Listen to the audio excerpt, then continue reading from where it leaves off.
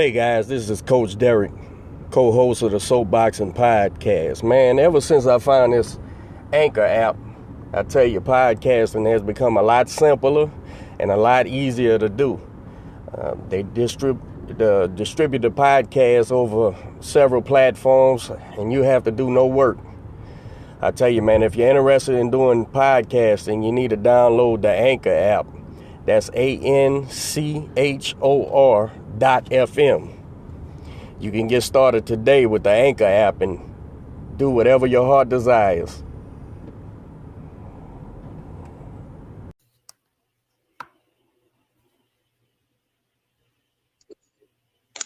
Ladies and gentlemen, this is Soapboxing Podcast.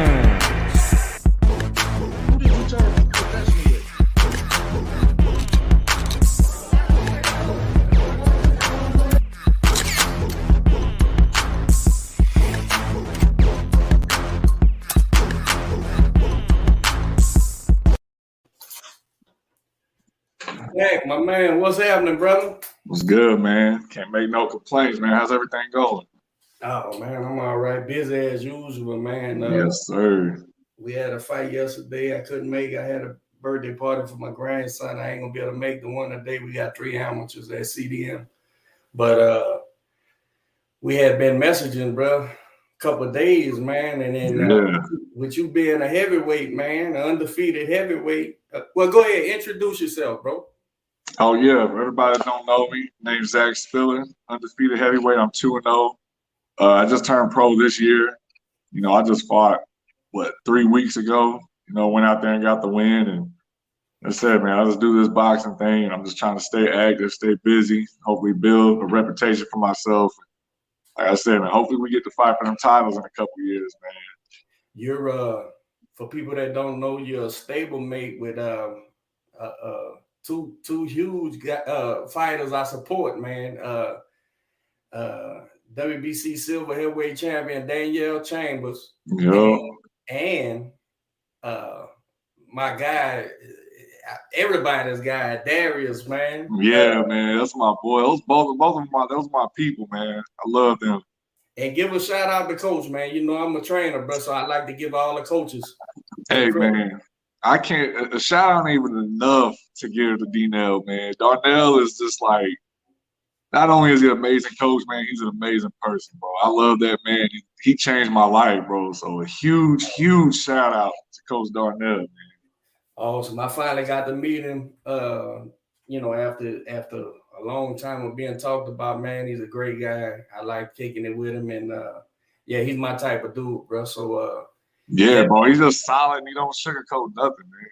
Yeah, and you know, that's my reputation. So, bro, we hey, right. we put it out when we met, man.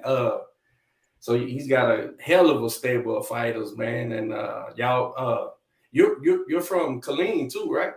Yeah. I'm actually from the St. Louis area, but I've lived in Killeen almost my whole life, man. I just got out to Houston about a year ago. I'm coming up on a year. So. Okay. Oh, St. Louis, man. My wife is from the Midwest, man. She's from Kansas and then came up in high school and all that stuff in Missouri, man. Yeah, I was out there the first 10 years of my life, man. That's where most of my family's at. You know, we ended up here because of military. Nice. I've been in Texas 19 years now. I've been here about 22, half my life I've been here. You know, I tell people I wasn't born a Texan, but I got here as fast as I could, man. Hey, right? I love it, bro. I love Texas, man. But yeah, man, so I'm gonna put it out there, man. I'm a AJ supporter, I'm a Usyk supporter. My pick, if I was gonna pick, was I thought Usyk would win. Same. But I was rooting for AJ. And I was rooting for AJ not for nothing except being caught up in this English boxing, man.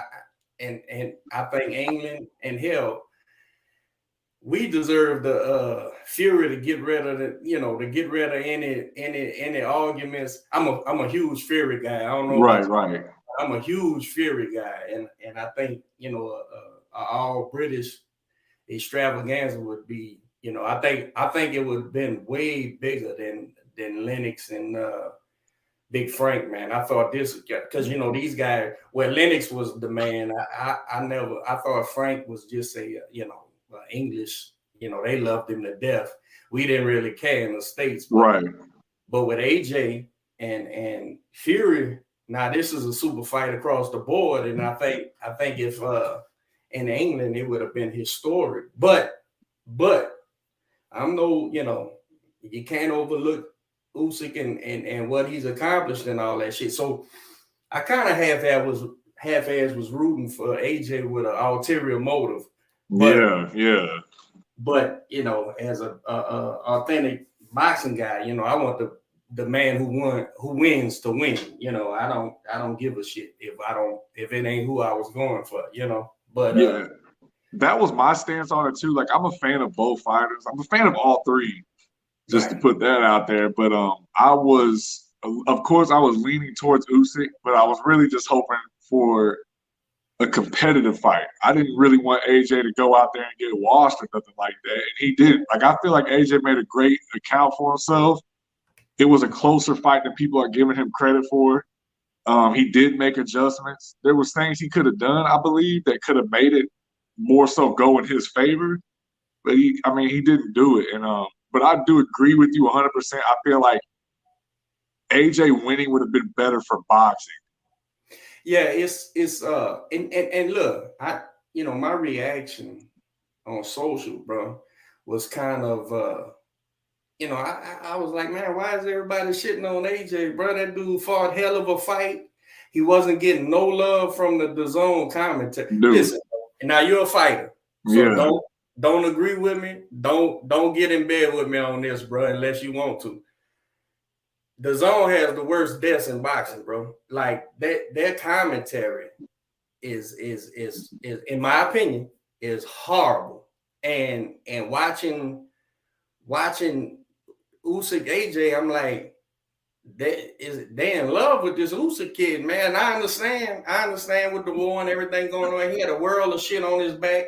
You know, Usyk, I think I might have been under, and that's why I tweeted this morning, but I might have been underappreciating or be misunderstood as underappreciating what all Usyk accomplished, because, you know, with that war and him going back and then fighting like this with the world on his back, you know, this is huge shit. Yeah. But I was like, man, they was jerking this kid off from round one. And it's like, man, are y'all watching what the big Brit is accomplishing in this ring as well? Because he had that boy poking his ass out, man. He was touching that body, bro, and was paying dividends. And other than saying, oh, that was a good body shot, it's like they was acting like it was a landslide victory. And I was going, no. AJ could finish this fight. If he keeps attacking that body, he could get the little dude out of there. But I think, in my opinion, was, you know, that muscle weight started playing a part. And he even, correct me if I'm wrong, at the end of the fight, he even kind of mentioned that, saying, you know, I'm not these little heavyweights, bro. It's hard for me to, basically he was saying to his work rate takes a toll on him. And I'm going, yeah, but it doesn't have to. That's in the corner. That's what you're being trained like. I don't think it has to. But in his opinion, you know, I can't sit here and I gotta take them rounds off and try to bounce back or whatever. But again, to me, that's corner. Should be excuse me. I feel like, just to touch on the DAZN thing. So when DAZN did first start, I thought the commentary was horrible. Like, I feel like they spent more time arguing about their opinions than actually talking about the fight. I do think they've gotten better overall, but that fight, it was shaky. But just to touch back on AJ, like, I feel like AJ made a really good account of himself. Like I said, like, he made adjustments. He attacked the body. He was using his jab. He's actually moving his head. He had his knees bent. He looked like a better fighter. It was just unfortunate that it was Usyk. You know, Usyk being a more skilled guy, in my opinion, of the faster guy. If AJ would have did that against any other heavyweight, they'd have been raving about it, in my opinion. So I would say, I would say that what's the kid they got from New York that's doing the commentary? He used to do like the early fights, but they had him on the main event last night. The guy who lost to he just got knocked out bad, the kind of bent. Oh, you know, Algieri. Yeah. I think Algieri knows boxing, bro. I mean, he's got a little bit of the catchphrase bullshit that everybody uses, but that's regardless. He still knows boxing. Yeah. And I was waiting for him to like check the other boys, like, hey man, are y'all watching what's going? But to me, he was in the Usyk fucking fan club too. But that's neither here nor there. I don't, you know, I think they the worst deaths, but they there. And I was like, man, the commentary could engage the audience and people to how good this fight is what I'm saying. Whether you like the science or not, that's neither here nor there.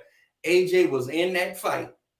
Absolutely. Was making differences. He was making difference, and he adjusted because when he started going to the body, if you're like me, I listen to corners, bro, and I didn't disagree with anything that I heard Robert Garcia say. Like, to me, Robert was making a difference and telling him, listen, man, don't lean in, use the touch, maybe touching 2 times, then right to that body. Boom. I agree. The only thing I did disagree with what he said in the first 3 rounds, he said you won every round. I did not agree with that. But as far as giving him like the guidance he needed, I thought he did a good job. At first, I didn't understand. At first, I didn't really understand Robert Garcia, him choosing him, but I thought it ended up being good for him, man. Actually, I think he should stay with him and see how the next fight goes. And then, you know, maybe depending on who he fights and depending on how he performs, people are starting to appreciate him again a little bit. Joshua's still going to sell fights in the UK, man. Regardless. He's a superstar. I didn't understand the Garcia pick either, other than Fernando and Mikey both fought big, and he needs that. But I've never seen Robert with a heavyweight, and I've seen him train guys to fight small too. Right. I didn't need AJ to fight small anymore. That's what he's done his whole fucking career, fighting little. And what I seen was he was fighting big and then bending his knees to get small, to give them looks, to kind of draw him in and shoot to that body. But so I was like you, I was like, oh, this is turning out to be a great pick for the kid. Right.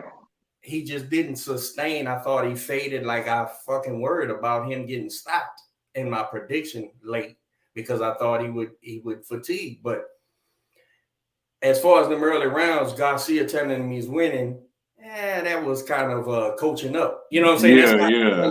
Telling you know this as a fighter. That's your trainer telling you, hey, everything's okay. You know what I'm saying? Let's just stick to the plan and do this and do that. Now, I'm what they call a conservative coach. I think if a round was close, we lost it. And I tell you, hey, we lost that round because I don't care if you thought it was even. If it's even, we lost. You don't leave it to the judges like that. To me, you got to dominate each round. So my tactics are different than that. I won't tell you we're ahead 3-0 when I think we down, 2-1 or whatever the case may be. I'm gonna tell you the truth because personally, I think that gives value to what I'm telling you later in the fight. When I tell you, say, bro, we behind. Yeah. We win every round or stop this kid, we lost. I need you to hear that and be like, oh shit, we losing. But again, that's just me. I'm not there with AJ. I don't know what AJ needs to hear. I don't think AJ is the most. He doesn't lack confidence, but in the fact that he speaks in the corner and he goes, "Where am I? How we looking?" To me, that's a kid who needs some encouragement. You know what I'm saying? So maybe that's how they choose to do it here. But that's kind of how I took that. I didn't take it as Robert really thought they was ahead 3-0. But maybe he did. Who knows? I don't know him personally, but that's kind of how I took that shit, bro. Yeah, and AJ, AJ has the experience now, but like you said, like he started late, and then he's just been like this. His style's never changed. And honestly, I feel like since the Klitschko fight, it almost seems like he started regressing. 100%. Like he just kept getting bigger than his fight. He was struggling in all of his fights. But the thing is, though, AJ doesn't have no bad resume. Like out of all the heavyweights, like his resume is very solid across the board. Might be the best. Might be the best. Exactly. So he's not in there with people who are just in there just for him to beat. So he's regressed. But I feel like in even the first fight, I don't feel like he did terrible, but he didn't do what he was supposed to do. You're not going to outbox Usyk. And I watched that fight the other day, just to go back and see if I seen anything different. And that's how I could tell him like he did make the adjustments. But in my opinion, bro, he's the only way he's going to beat Usyk is if he catches him. Yeah. And from the first fight, I'm sitting there, I'm like, okay, he caught Usyk with a solid shot, but he never followed up with anything. He would stop and reset in the back of the ring, in the middle of the ring. In the same fight, he did that a little bit in this fight too. There was opportunities for him and openings. I'm like, bro, you landed this shot, followed up with something. Like you said, every time he hit, Usyk felt them shots. He felt that power for sure. But AJ really only sold out for, I think it was like round 10, round 9, and he really went after him. And then after that, his leg, he had baby deer legs. And, every time Usyk was touching him, he was kind of shaky a little bit. And it's like he gassed out right then and there. Let me ask you, was it in the mid rounds? Did you see a clear path to victory for AJ though? I thought once he started touching that body and was getting the reaction, I'm like, oh, you can win the fight. You just gotta go. Or I wouldn't say that was just a couple of hard shots. I feel like he should have stayed on Usyk. Like there was times, I can get. Sometimes you get in there with them guys that are quicker like that. It might make you a little hesitant to throw something, but then. After a while, he stopped reacting so much when Usyk hit him. And it's like he would just take the shot and keep going forward. I'm like, you should have been doing this. Yeah. Like, you should have keep going forward, use your jab, touch him up, and when you get a chance, let off a combination and just stay on top of him. Did you feel like that AJ needed to, be the bigger man, use the size and shit, and that Robert and the other guy, that's what they prepared for? I thought that's what he was trying to do. More so than that first fight. I don't know who the hell was the genius in the first fight to think they was going to outbox Alexander Usyk, but that was like the plan in the first fight, and I was like, man, that was a flawed plan out the fucking gate. Definitely a flawed plan. And then when AJ was talking about like how they were telling him he was boxing beautifully, and he looked decent for what we've seen before boxing wise. And I heard his corner like, oh, you're boxing beautiful. I'm like, that don't mean he's winning. Like he's doing okay. Like he was always like a second behind Usyk. Usyk would rotate around him, and Joshua would take forever to react just to get back in front of him. And then by the time he's turning, like he was getting touched 3 times. But I think that Joshua should have took it like a page, be a little bit more cleaner with it, but took a page out of like somebody like Joe Joyce's book. Joe Joyce is gonna walk you down and bully you and constantly throw punches. But Joe Joyce can also take a punch. Like, there's nothing you can I think you and I had a conversation. I told you how big a Joe Joyce fan I am, and people think I'm crazy. I'm like, they don't see what I'm seeing with that guy. That guy is fucking dangerous, bro. Dude, he's extreme. I spar with Joe Joyce, and I've been told I can hit pretty hard, and I was catching him, and he just walked right through it. And I was like, man, I'm gonna have to do something else. It's like he's such a strong fighter. I mean, with them back flips and all that shit, this dude is strong. It's like his I don't know what it is, and I know you don't want to get too much into y'all sparring, and you shouldn't, but it's like his I call him slowpoke Joe. And it's like that tricks people. Like people think he can't fight but to me, it's like he's fighting off of timing the whole time. Like, and he sticks to it. Like, I'm going to apply with my punches. I mean, I'm going to apply. Boom, boom. Well, the thing about Joe, he's a very active dude. Because like I was actually staying with him when I was in Vegas, and he's just an extremely active dude. Dude's an athlete, and then when he gets there and boxes, it's pretty simple and straightforward. But man, the dude just has the will to win, and he has a motor out of this world. So like he doesn't stop coming. He doesn't ever get discouraged. And like he just knows like my pressure is gonna break you eventually. We got two comments from GM Vert. I don't know the name, but AJ looked way more confident in this fight. I agree with that. Yeah, and he looked more confident as the fight went on, up until he looked fatigued to me. I mean, I thought he looked more confident from the ring walk. Yeah. Just in his face alone, man, you could tell he was locked in my opinion. And Matthew said, I don't understand how a gold medalist doesn't have many more tools in his bag. Would you care? I got an answer for that. What you think? So my opinion, I say this all the time, the heavyweight division is the only division of boxing you can get away with being average in. Yeah. And the reason I say that is because there's a lot of average guys out there that have found success. You know, not trying to take anything from anyone. I'm not saying no names either, but right. You can. It's a power game a lot of times. It's almost like who has the will to win and who's going to land that first big shot.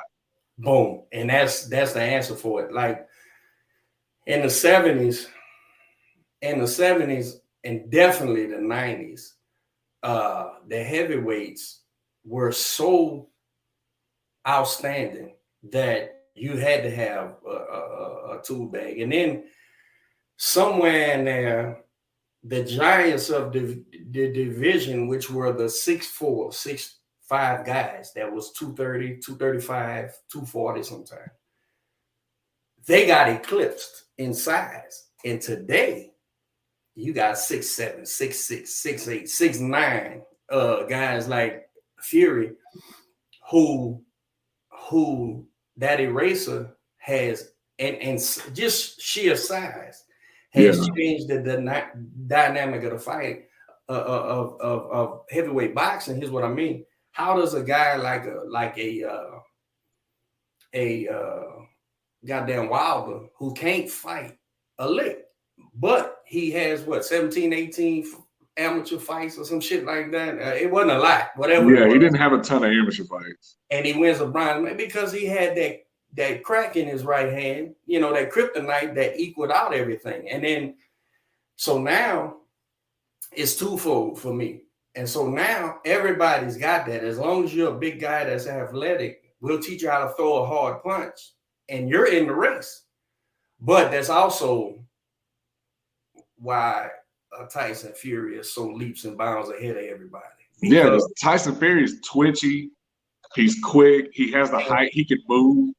And educated out of this fucking world. Yeah, you know, he has the whole package, man. He's basically a elite welterweight boxing in a giant's body. So that's the difference. And I think that's what it is with the heavyweights today, you know, and that's also why, you know, everybody wants to hurry up and compare people.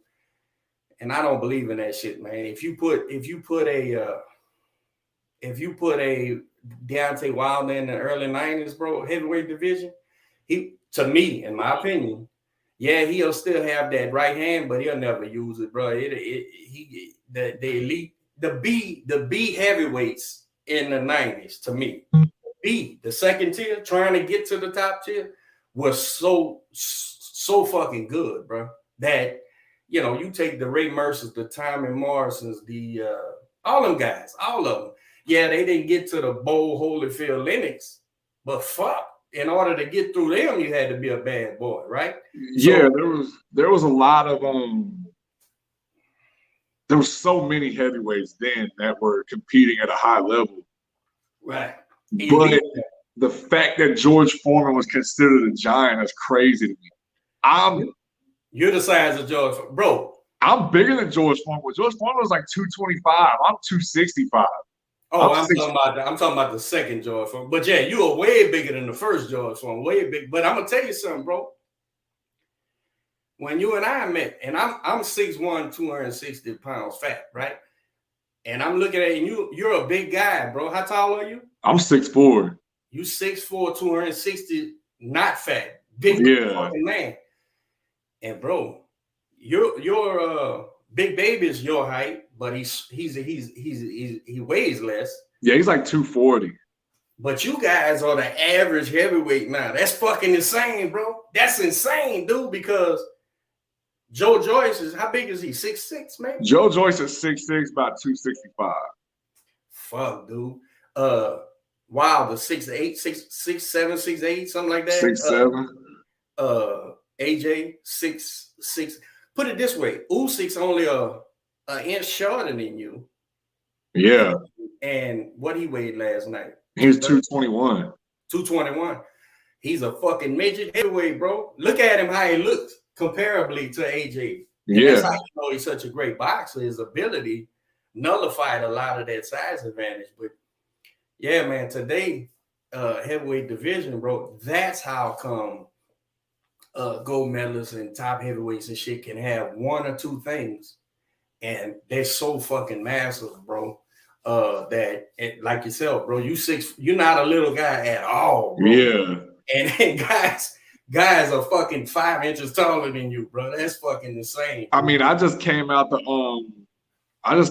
camp with Philip Hergovich, and I was height-wise, I was the smallest guy there. Everybody there was 6'6", 6'7". I'm 6'4", but I had more size. I was bigger than all of them. Like, I was just a bigger guy. It's a crazy world right now, but it's why boxing is in such a good place, man. Because you take the average boxing fan that's not a boxing nerd, right? They look at the big name at the lower weight class, but they gonna tune into the heavyweights. Why? Because it's giant men going at each other, and they don't give a fuck if they skilled or not. You know what I'm saying? Exactly. That's all they care about, man. And that's like a couple times I get in there and spar, and I'm like, man, I feel like I look terrible. They say, I don't care about that shit. They like, just knock them out. Yeah, just battle, man. Yeah. No, but it's I feel like the heavyweight division, even though like your Joshuas, your Furies, and Wilders are working their way towards going out of it, I feel like the heavyweight division is in a good place, man. There's a lot of young guys, athletic guys coming in that are going to be I think they're going to keep it alive, man. The thing is, though, they just got to make sure that they push these guys well, get the name out there, get the people excited about seeing them, and the heavyweight division will keep thriving. You know, for a long, long time, when Klitschko was dominating, there was nobody to fight Klitschko. So, but now, you know, you have options out there. The average guy didn't know who the heavyweight champion was from 2003 to now, you know, the last 5 years. But yeah, I've said it starting, 3-4 years ago. I said, man, the heavyweights are back, bro. You couldn't, it's been so long since we can name 6 heavyweights. And now we got 10, 15 of them. We all know who they are and shit, bro. So it's a great deal. Let me ask you this, man. But I don't know if you scored it like I did. I told you, I was at a birthday party and I lost a signal. So I completely missed round 4 and 5. I had to run out to the car, try to get my signal, put the zone back on. So I missed round 4 or 5. And I kind of went back and checked it out after. And I gave him the Usyk, I believe. But I gave Joshua 5 rounds, 4 or 5 rounds. I can't remember exactly. But that's a competitive fight. In 12 rounds. That's 7-5. That's a hell of a fight right there. And it's kind of like social media, and especially DAZN, bro. They was acting like it was a landslide victory, bro. And I'm like, this dude. Now, did Joshua win the fight? No, not at all. That score that had Joshua winning, that's shitty. Because I don't think it could be argued. You know what I'm saying? Like if I tell you Josh won 5 rounds, you can say, nah, coach, he won 4. And I'm like, oh shit, maybe I gave him 1 because I'm rooting for him, Yeah, but, and I think that's fair. Like that's absolutely fair. It's a fair. couple of them rounds for me was a little hard to score. Well, and then like, I was talking with Darius. I told him it's the same thing with the Badu Jack fight. Oh, bro. What are the refs or what are the judges looking for? Bro. And I was telling Darius and my brother, I'm like, man, some of this can be a little hard to score because we don't know what the judges are looking at. Like, I thought that Badu landed the more memorable shots throughout that fight. But Old Buddy was way more active. without a doubt. But this Popeye kid, and I've seen him on pictures and shit, so he's doing a hell of a job promoting himself, but I had never seen him fight before. Same. So I knew who he was going into this fight without even knowing him. And I was thinking to myself, I'm a Badu Jack fan because being a Muslim, I'm rooting for the brother. But other than that, I think he can fight. But he's the most snake bit fighter I've seen in the last 20 years, bro. I mean, this dude wins fights and gets draws, right? So I'm like, this dude is like a man without a country. Nobody really roots for him. You know what I'm saying? And he ain't a bad guy. Everybody says he's a great guy, but he's a snake bit fighter. And so when they did that minute round, that extra 4-minute round, I'm like, well, hell, this is just catchback because he never gets help. Now he's getting help, which is wrong, which is horrible. That was terrible, man. Dude, I've commentated on fights, right? And I'm sitting and I've been positioned next to the timekeeper, right? I'm talking about right next to the timekeeper. One fucking job, bro. 3 minutes and a 1 minute rest. And if the ref calls time, you pause it, right? Yeah. That's it. That's your one fucking job, bro. How did you? Meanwhile, I'm watching a fight, calling a fight, talking to the people I'm talking with, people walking up to you. Hey, well, coach, what you doing? I'm trying to stay on this fight. And shit. This guy has one fucking job, and it's very, very important, bro. Very easy, too. Yeah, man, you got to be retarded to not press start and stop, right? I can do that. But this, I was like, oh, man. But to be honest with you, bro, I didn't score that fight. That was the only other fight I watched on the card, right? And I'm going, I think this Popeye kid's winning because he's busy. I mean, he ain't no fighter. Like he put it this way, he's not textbook and no manner. All this shit up in the air, all that. He reminded me of a great value right-handed Prince Nassim. Everything's wrong. Everything's wrong, bro. But I'm going, but Badu ain't getting him. He ain't cutting him off and clipping him, right? But like what must have been Badu's plan, I'm waiting for him to set it up so he could just bump and get this kid out of there. That's what I thought he was going to do as well. Chin way in the air the whole time like this. I'm like, he'll catch him, but he never did. And the few times he caught him, like the kid ate it and kept moving. Yeah. Like, it is crazy, bro. So I didn't score it, so I can't say who I had winning, but I could see if that kid felt like he won 100% and was robbed and shit, I could see why he would feel that way. And I didn't see round. Yeah, and I didn't see. I mean, I don't think it was really the wrong call necessarily. Like I wasn't outraged by it. I was like, Me neither. Because like Badu Jack had a low activity level, but he outlanded him, I believe. Like he was more accurate. And then, like I said, he had the more memorable moments to me. Like he landed the more memorable shots throughout that fight. And that seemed to be the case with a lot of them fights last night. It was like the same thing with Philip and John. Like John would go off for like 20 seconds, but Philip was touching him up the rest of the round. But John was, when he touched him, it shook him up a little bit. But he pulled through and survived. Like he took some big shots and kept moving. And Badu should have just chunked the jab at his chest and line him up, set him still for a second, boom, and get him out of there. I don't know. When that happens, Zach, bro, automatically I go to thinking, oh, this kid's meaning Badu Jack. Oh, he done hit the point where he's just going through the motions. He's getting in shape for the fight and then just going through the motions. And that's where my mind went. Now, is that true? I don't know. Maybe this kid was just so awkward for him or whatever, but this kid shouldn't have been awkward for a world champion, right? He should have been lining it up and getting him out of there. And I think that's what the corner was kind of saying, I mean, the kid was shifty though. Oh man, he was awkward, bro. Like he would go right and left, back right. Like he was constantly like shit. So I could see where Badu just didn't make the adjustments. If that was, like you said, the championship fighter, like you didn't make an adjustment. You kind of just followed him around, tried to land a couple big shots, and that was it.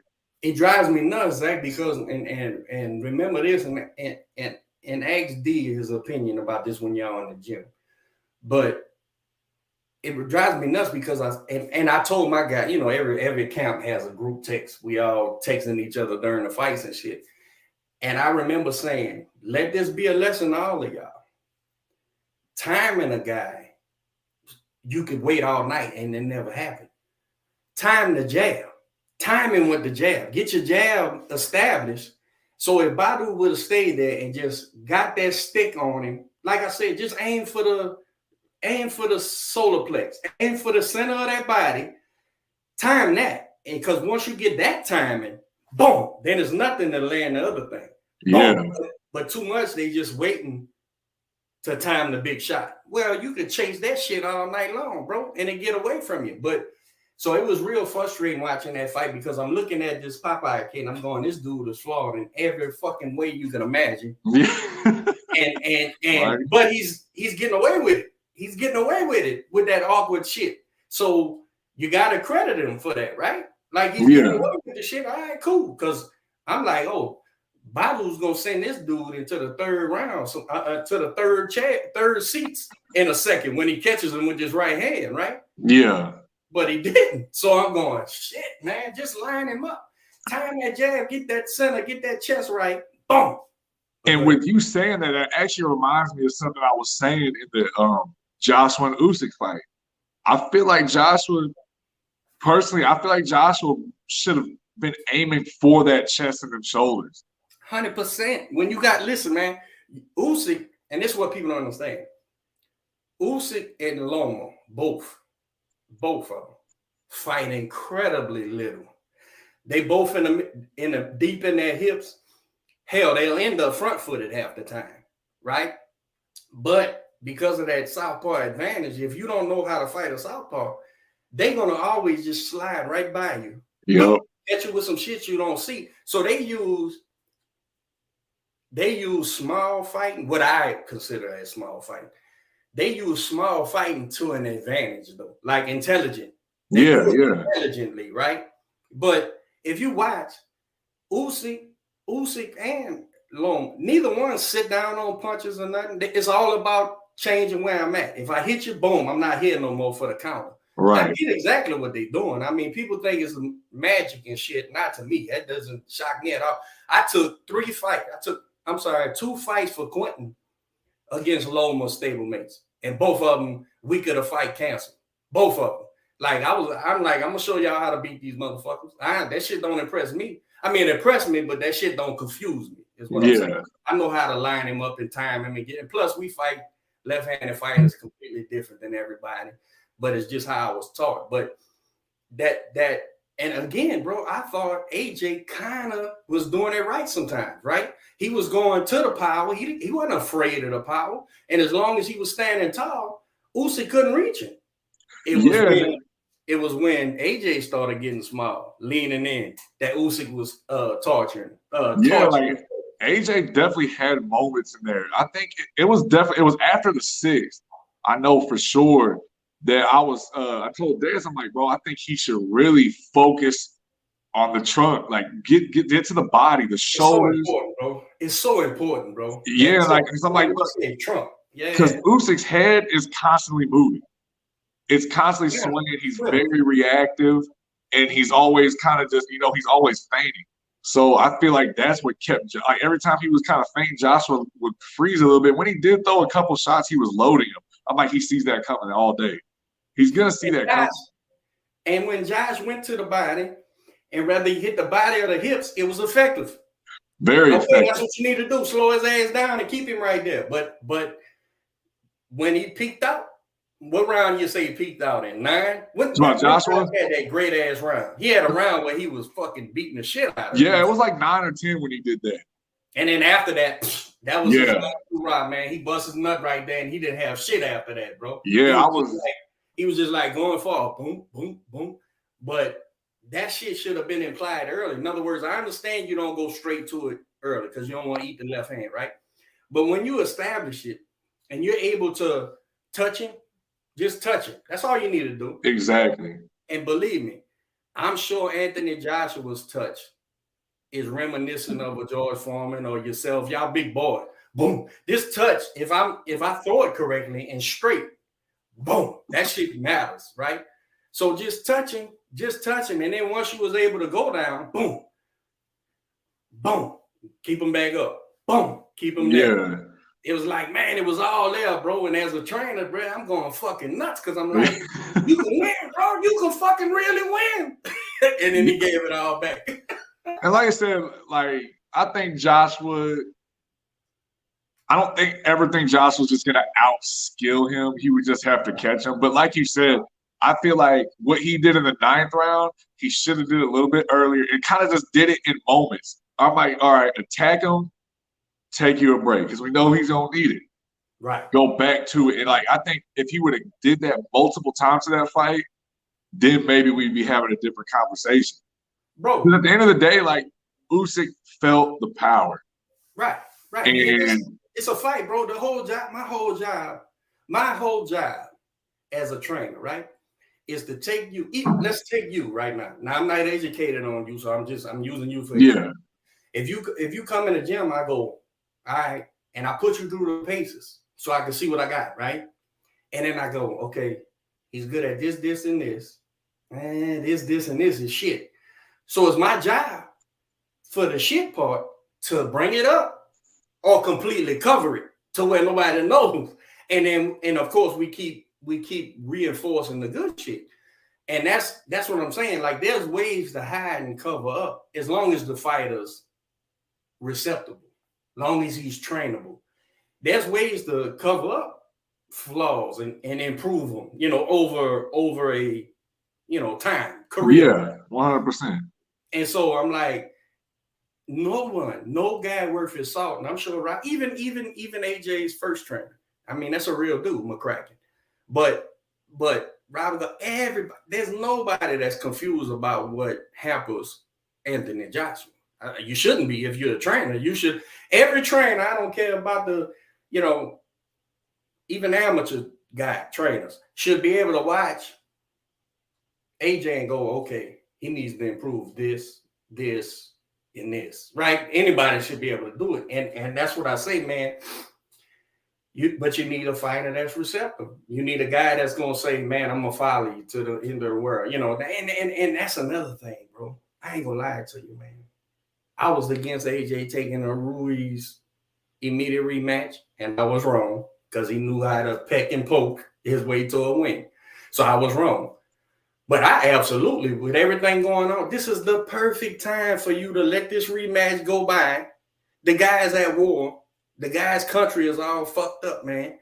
So pick you a guy. And remember, he came to the country, and I was like, man, now there was about 3 guys I figured, man, if AJ gets with them, you're talking about a Lennox Lewis leap of skills. If he gets with him. Who are the 3 guys for you?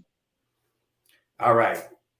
Of course, Eddie Reynoso, right? But I liked, and I knew he probably couldn't get Sugar. So I was like, maybe Jonathan Banks, one of them crunk guys that can teach him to use his size and height. But my sleeper guy that nobody didn't want to hear, and I ain't talking about myself, give me a big giant motherfucker like that, we gonna cook everybody. Yeah. but I ain't nobody, right? But so my sleeper guy, I ain't gonna lie to you, bro.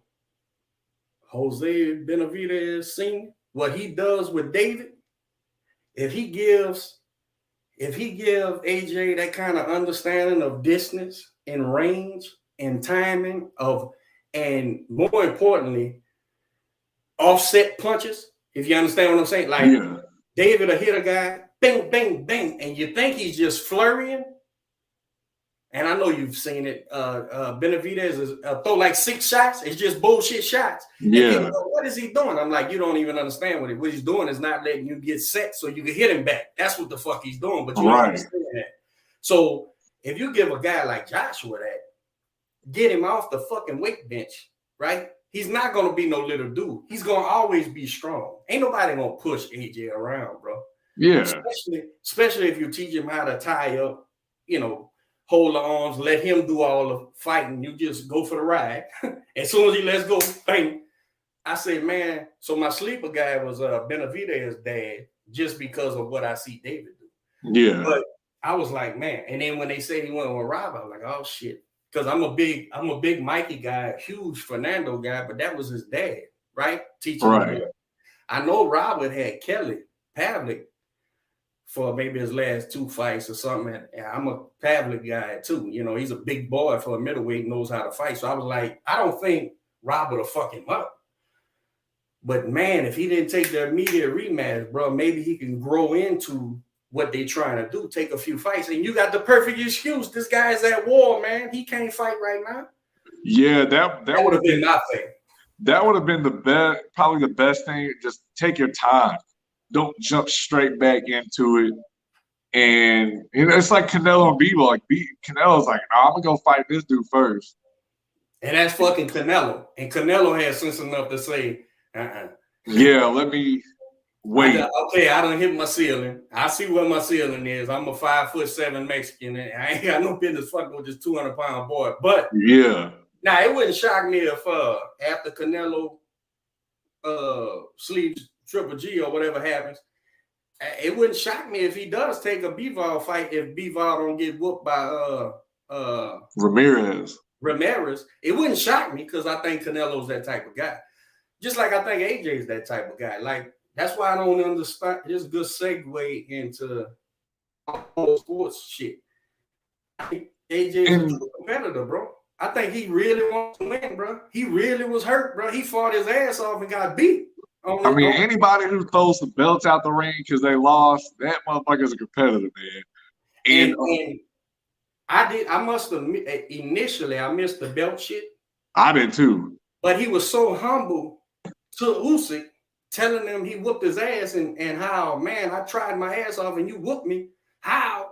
And then gets in the middle of the ring, bowing with him and thanking God with him and giving him all the credit. Now, did he hog the mic and shit? Yeah, he's a fucking star. He thinks he's entitled to that. But he was more than a, you know, what I'm trying to say, giving this dude his props. More than he gave Usyk his flowers, but it lasted too long. Yes. He rambled way too long. He should have just gave him his flowers, you know, speak your piece and get out. Yeah, I see. Here's another controversial thing with me, bro, that I think I get flagged for it, not from other people. My own people tell me this shit gets misunderstood about it, and I'm like, fuck them. So, but I hate that humble shit, all that be humble shit. Listen, I don't think people understand what humble really is. Like, humble is part of honor, part of being a man. Like, if I lose, I got to be able to take it and accept it in order to change it. If I don't accept it and I sit up there and make all kind of excuses and shit, that's not being humble. That's me being a fucking piece of shit. Yeah. If I lose and go, man, you the man, you know what I'm saying? Thank you for the spot and go on about my business. That's all I owe you. I don't owe you no more than that. And to me, it seems like a lot of people use that humble shit, Zach, as a way to take credit from you. Like, to me, it's like, man, humble yourself. You better humble yourself. And I'm like, for what? To be like you pussy? You don't live in my world. You know what I'm saying? Right. And a lot of times, man, I think people mistake. I've done it myself, man. Like, you mistake confidence for arrogance. Right. 100%. You know, and like in this sport, man, you have to be confident. Yes. In this sport, if you really want to beat somebody, I mean, you look at the correlation of everybody.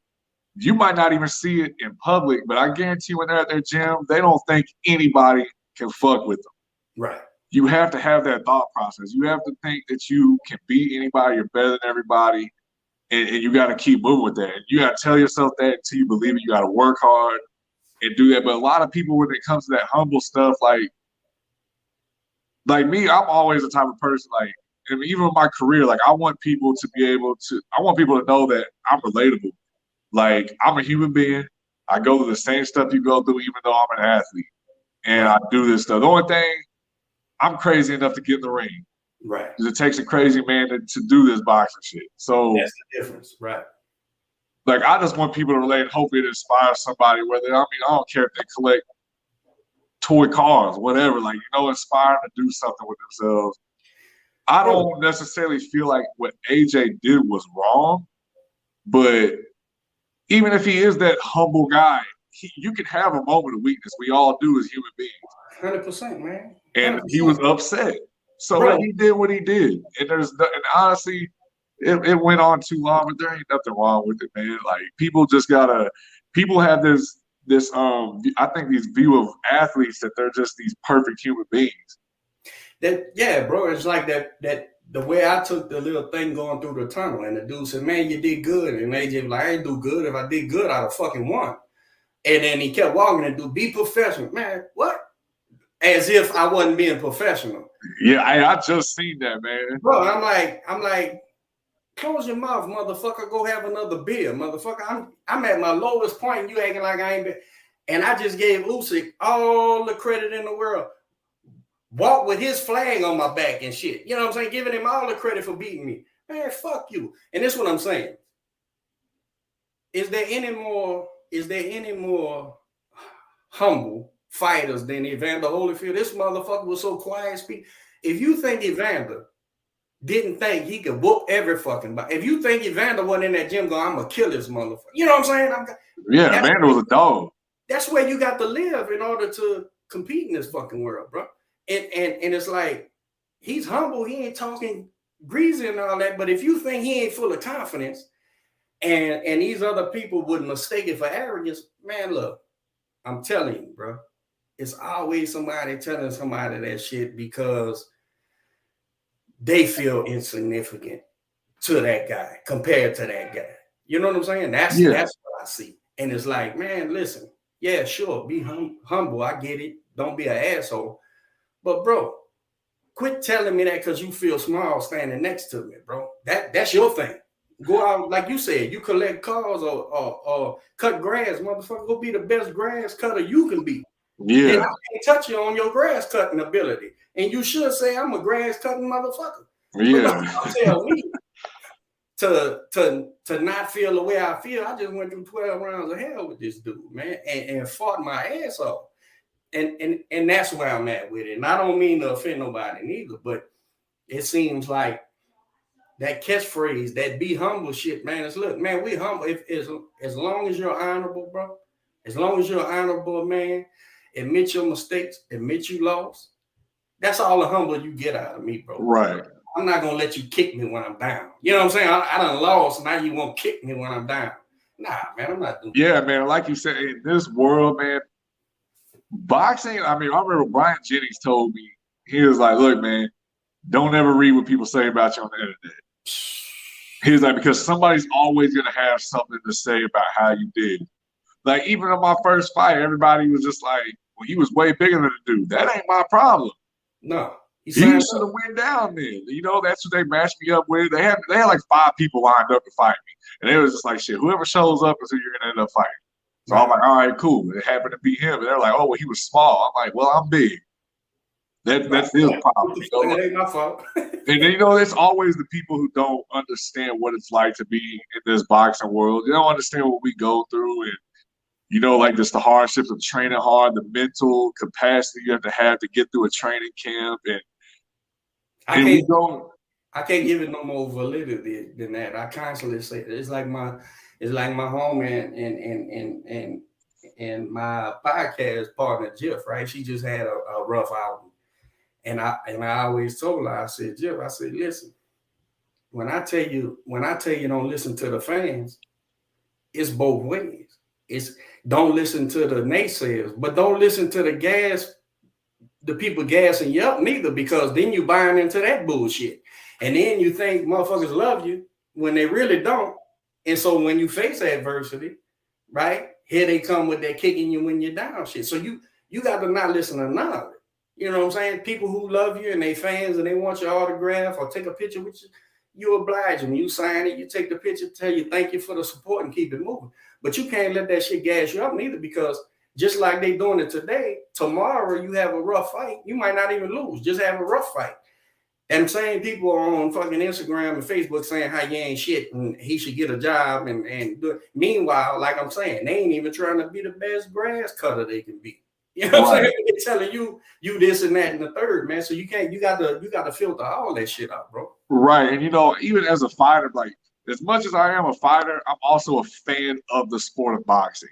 Like, sometimes I have to remember, like, I know how to, you know how shit goes behind closed doors with this stuff. And, you know, somebody had said something yesterday, man, that triggered me. And I was just like, he was like, man, AJ ducked Wilder and Fury just to lose 3 times. I'm like, bro, AJ never, I don't believe any of these guys really ducked each other. No, man. It's always a money thing. People don't understand outside of boxing. This is a business first and a sports second. Very seldom do you find a fighter at an elite level anyway. At a top. When I say elite, you know, you ain't got to be world champion, but like, you know, that's known on TV and shit. Yeah. Very seldom do you find a fighter afraid to fight another guy for money. It's always negotiation. In fact, it's usually the camp and the promoters and the managers who's trying to get the most out of it. And it's a negotiation between them. Yeah, to get you the most money, which means they get the most, you know, they get their piece of the most money. Right. But seldom do you now, you know, in the building process, these guys that you're paying a few $1,000s to come fight you, yeah, you'll get some of them that's scared and they just want to get the check and get the fuck out of there. Right. At the elite level, listen, man, and no bigger naysayer, no bigger critic of Deontay Wilder than me. But, bro, Deontay Wilder's not afraid, bro. He's not afraid. He's not, bro. He's that dude. When he showed me, you know, and it was sad, bro. All the bullshit about the loaded gloves, and then he had a whole gang of people believing that shit, and then his corner and his trainers and all that horse shit. But you know what Deontay Wilder showed me? He probably really believed that because he went in there and fought his ass off, took a fucking hellacious beating, and still fucking got up, and was still trying to get up after he was knocked out, bro. That dude ain't afraid of nobody. Yeah, he's not afraid. And like you said, I agree with you 100%. I believe Deontay Wilder built his career off believing what he told himself. Yes. You know, like he told himself, like, dumb shit. Yeah, I'm going to knock your ass out. You're not going to be able to beat me. And he believed it. And it did well for him. Look at him. He's well off. He did it all the way to the title and defended it. Yeah, man. Exactly, man. Like you said, that's what you gotta do, man. But I mean, I thought that shit was crazy. I thought the excuses were terrible. But I mean, just watching Wilder recently interact with everybody out in Vegas and go to his training camp, he seems like he's in a different place mentally. So, you know, I'm actually curious to see how he looks his next fight. He said he plans on fighting until he's 40, so that's another 3 years of Wilder. But and as long as he believes in that right hand and he's throwing it, if you in the end of it, he could get you out of there. I don't care if he's getting his ass beat to death. He can get you out of there, man. So yeah. And Wilder might not be the greatest fighter ever, man, but you know, there's been times where he's showed that he has a little bit of IQ. And his IQ is really setting up that right hand. He put that jab out there, paw at you, blind you for a second, and boom, you're asleep. That absolutely developed as he was fighting. He got, you know, instead of just recklessly falling, like in the rubber match with Fury, when I seen him trying to shoot that jab to the middle, like I was saying earlier, that's what he was trying to shoot that jab to the middle. I said, oh shit, they working on some shit. You know what I'm saying? So yeah, man, I you know, I'm not as harsh on Wilder as I was when he was making the excuses, because in my mind it still was excuses. Whether you believe it or not, it's still egg weights and all that shit, crazy. Yeah. But yeah, he kind of when he battled through and fought through and got knocked out, and I was like, nah, fuck it, I'm a fan.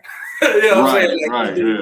He tried his ass off, but so I tell you, bro, I think AJ won, like I said, 4 rounds. It was a competitive fight. I'm not worried about him as long as he don't lose his mind. I mean, the kid will make millions fighting shadow boxing. You know, fighting nobody. Yeah. Show up and fight him. I think he'll be straight. And I seen Usyk said he ain't fighting nobody unless he fights Fury. And then Fury rebutted and said, open up the checkbook. All right. How that one goes, bro? So I think people are writing Usyk off already. Mm-hmm. You know, like Fury is a way different fighter than Joshua. He's bigger. He's not afraid to use his size. He's a lot more twitchy. And, you know, he uses that jab, and he don't throw a jab from your typical boxing angle. He throws it from down low, so it might be a little bit harder for Usyk to kind of do some of the same movements he was doing. Joshua's kind of tailor-made for Usyk's style, per se. But I'm gonna lean towards Fury, of course, but I don't like how people are just writing Usyk off. I feel like a lot of people are like, "Oh, there's no way Usyk beats him." And Fury himself has said he struggled with smaller fighters in the past. He has. Yeah, so it's not like I think it's going to be entertaining, and I believe that Usyk is going to go in there with the full intention to beat this man and become undisputed in the heavyweight division. And I think they're going to open that checkbook and they're going to make it happen. Absolutely. I think Usyk could have next to no chance, depending on which Fury shows up. But if the Fury who comes to box, like, I'm not gonna come and lean on you, I'm gonna come and try to box, that gives Usyk possibilities, and I think that would be a horrible design to come in and try to box with this guy. Not because I don't believe Fury's the better boxer, because I do. I believe he's the better boxer. But it gives Usyk a chance, right? To some options to change some things if you're not gonna lean on him. I don't think Usyk's style lends itself well to the heavyweight division, except for the fact, like you just said, that AJ's style just lent perfect for him. Because if you think about it, the other two times he went to heavyweight before AJ, he looked like shit, bro. Yeah, he didn't look good against Chaz or Derek Chisora, really. Right. So AJ should have knew I got to lean on this dude, but he didn't. And what happened.